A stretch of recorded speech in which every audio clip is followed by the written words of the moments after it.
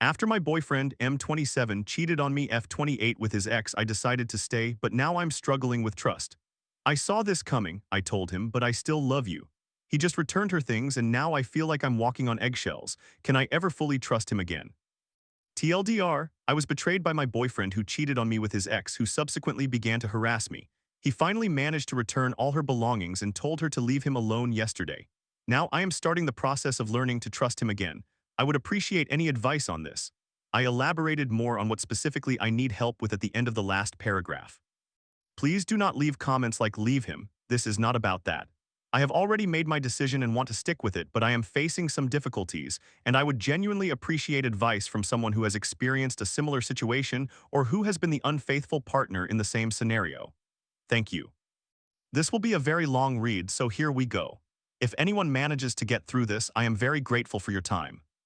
Full story: he cheated on me with his ex. Please do not ask me how it happened. I sensed it was coming. I felt he had not completely closed the chapter with her yet. I told him that I was just emerging from a relationship and was still emotionally involved with someone else when we met. He did not mention that he had recently broken up with her as well. He claims he did mention it, but I would have remembered that because I had been in a similar situation before. In that instance, I was not cheated on but was left for the ex, which truly shattered my heart. Naturally, my instincts heightened in situations like this. We eventually discussed it because she was trying to sabotage our relationship, which at that time he did not comprehend. I expressed that I was uncomfortable with her being in our lives because she clearly was not respecting the boundaries needed for the two of them to simply be friends. He stated that he understood and would establish boundaries with her. He did so, and I decided to let it go, convincing myself that I needed to trust him. We were steadily working on our relationship for months, but both of us underwent some hardships, and sadly, rather than supporting each other, we somewhat took it out on one another. One day in December, I broke up with him, and we did not communicate for 3 days, but we quickly reconciled, spending Christmas and New Year's together, deciding we wanted to work on our relationship. To achieve that, we both needed to focus on individual self-improvement as well. So that is what I did. Every day I worked on myself, started waking up earlier, began exercising daily, started eating healthily, and prioritized walking every day. I lost 12 kilograms in 2 months and genuinely felt much better, motivated by the changes I observed in him too. During this time, he informed me that he was working a lot and could not sleep over at my place, and I was not going to his house at that time because I kept finding items belonging to his ex there, which is understandable since they lived together before. However, we had been together for 8 or 9 months by that point, and I asked him to gather everything and return it to her because it made me uncomfortable. He agreed and I let it go again. Additionally, my house is 2 blocks from his grandmother's house, whom he visits daily, so it was more convenient for him to come to my place anyway. I saw him almost every day but started to notice that he consistently left around 7 p.m.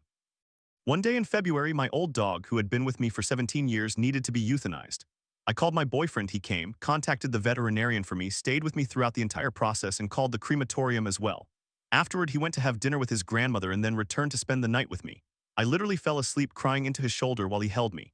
At around 3 a.m., I woke up to my dog barking and someone screaming outside. I went outside to check, and it was his ex standing at my fence, throwing rocks at me and yelling like a crazy person, claiming she was his girlfriend, calling me names and stating that they lived together, etc. I have this all on camera, by the way. I woke him up and he was shocked, saying, "What the hell, let me take her away from here."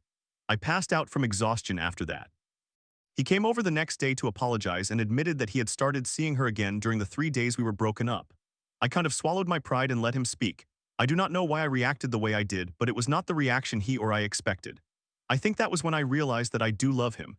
I reacted with compassion instead of anger to such a situation, which I did not even know was possible. He repeatedly said that he did not know why he did it, that he thought we were going to break up, that he felt unworthy of me, and that he was going through a lot of difficulties. He lost his business. His grandmother is very ill. His father is taking advantage of him for money and work, etc. He was genuinely afraid of being alone and did not want to end up lonely. He clearly expressed that he did not wish to be with her, did not want to marry her, or God forbid, have her bear his children. This is significant because we always discuss that. And he often expresses his excitement about starting a family together and building a home at his father's ranch. He frequently uses my full name with his last name, and we talk about marriage and our future together.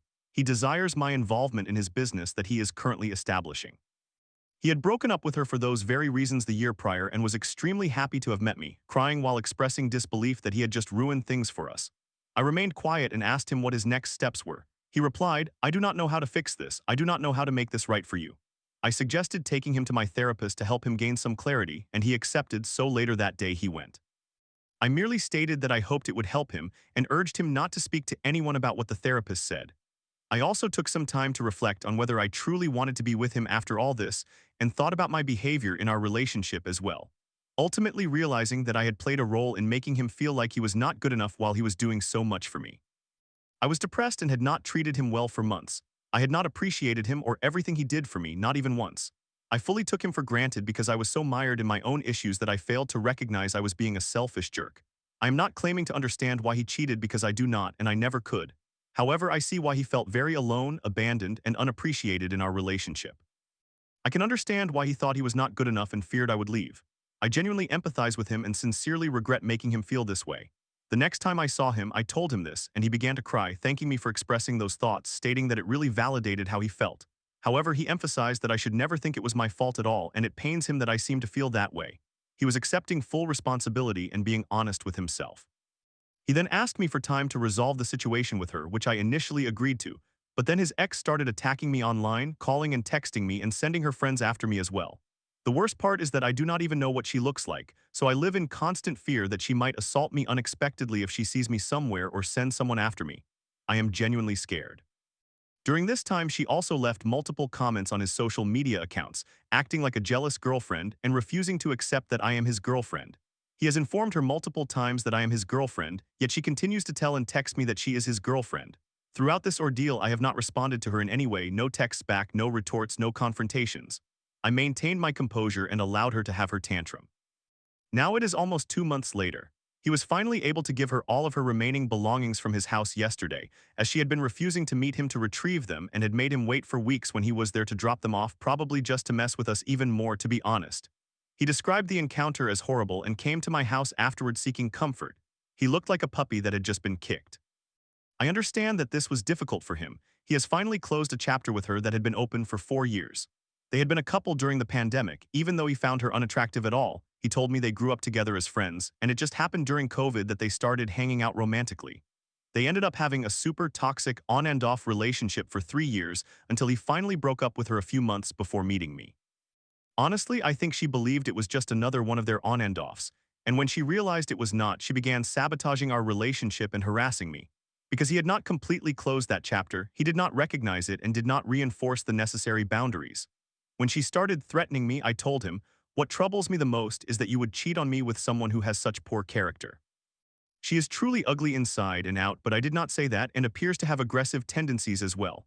I cannot believe that you would hurt my feelings over someone like that, and honestly, yes, that really affected me. I am not like her at all. I always strive to be the best possible version of myself and have never been aggressive towards anyone. I even dislike confrontations. I apologize if I seem shallow, but I am a tall woman who works out daily, owns my own business, possesses my own house, a car, and motorcycles, and continually receives invitations to model for brands. In fact, I am about to sign my first contract with an agency. I am educated, speak 3 languages fluently, and am very self-reflective, constantly striving to be better than I was yesterday.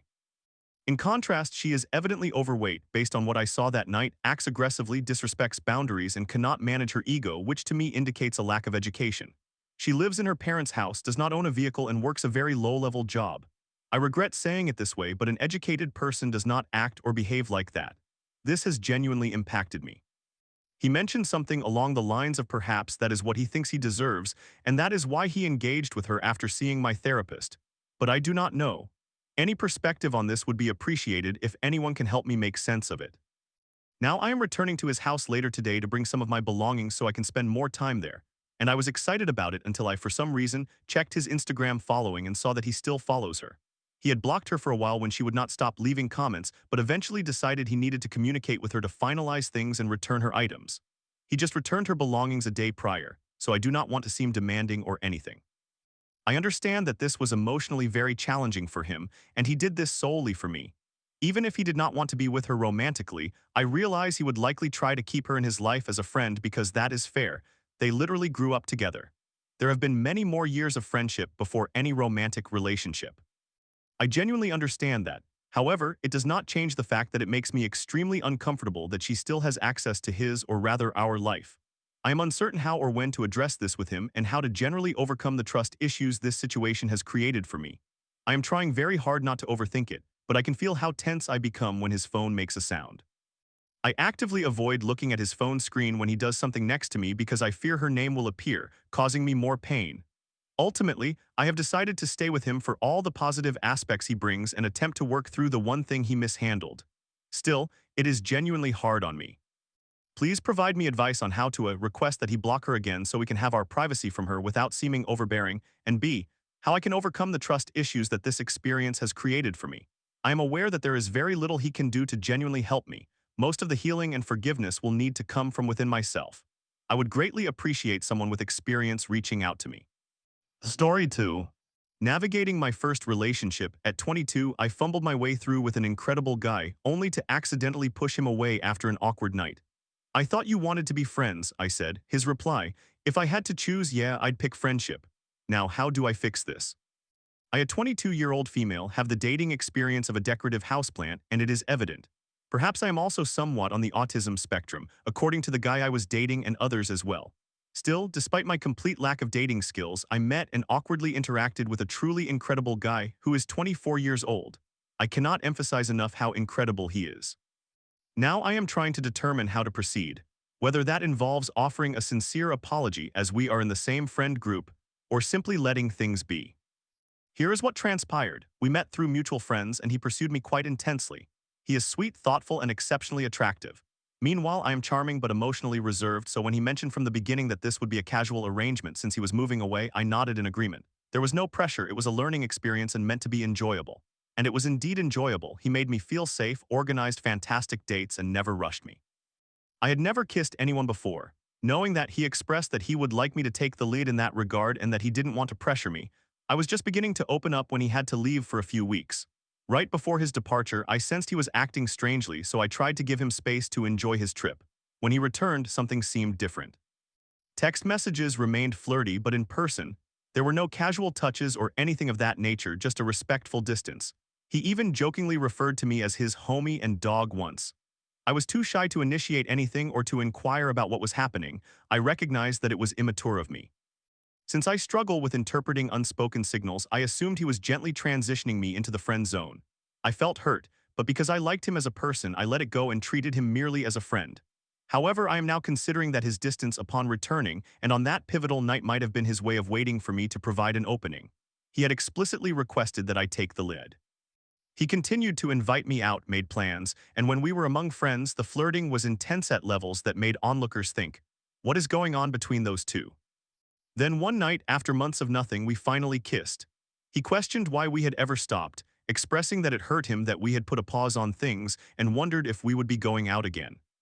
In my infinite wisdom, I replied, I thought you wanted to be friends. He responded, if I had to choose, yes, I would choose friendship, but does it have to be one or the other? I replied that it did not. It felt like a turning point. We held hands. He expressed that he wished I would take more initiative so he would know that I truly cared. I promised to make an effort. It felt significant. 2 days later, we spent time together at his house. He invited me to experience getting high for the first time. Initially, it was enjoyable, easygoing, and somewhat flirty. However, once we started watching a movie, the atmosphere changed dramatically. He asked, is it acceptable for me to flirt with you so much? I laughed and replied, well, of course, I am attracted to you. He said, cool, I just wanted to confirm since we are friends. What? This took me by surprise and set the tone for my side of the evening. Yes, we were friends, but I was not at his place at 10 p.m. getting high as merely a buddy. I may have seemed distant afterward, but he was also reserved. By the end of the night, I felt embarrassed, as if I had invented everything. When he asked if I wanted to stay over or go home, I chose home. He wished me a great time on my work trip and did not hint at meeting when I returned, as he usually does. I got into bed and cried, feeling high and confused by what had just occurred. Still feeling hurt and convinced that he no longer wanted me, I sent a blunt text the following morning, primarily for my benefit. I reflected on what you said. Last night was enjoyable, but it also felt quite off. It turns out I cannot navigate this flirty but just friends situation, so please refrain from flirting with me anymore. It only confuses me and makes me resentful, which is not how I want to be. I will see you around. Later, I consulted a male friend about the situation. He confirmed that the behavior was indeed strange coming from him. He is typically very direct and honest, but maybe he was just anxious since we had never been alone together before and there was so much tension. I felt doubtful of that explanation given his considerable experience, so I decided to leave the message as it was. Cue him reading it. He immediately confronted me, saying that I needed to be more thoughtful about how and when I communicate things that matter to people I care about because, shockingly, a passive-aggressive text before work is not effective communication. He was right. I panicked, acted selfishly, and caused him hurt when it was unnecessary. I apologized, clarifying that the mixed signals had given me hope. Since he had repeatedly stated that we were friends, I thought it would be acceptable to stop the flirting. That is when he clarified. He did not mean just friends, he meant that he cared for me in the way one does for friends. I then recalled a moment months prior when he remarked that the best relationships often begin as friendships. I was taken aback. He accepted my apology and we concluded our conversation on a strangely formal note stating, "I hope we can still be friends." That word again, it feels like a curse.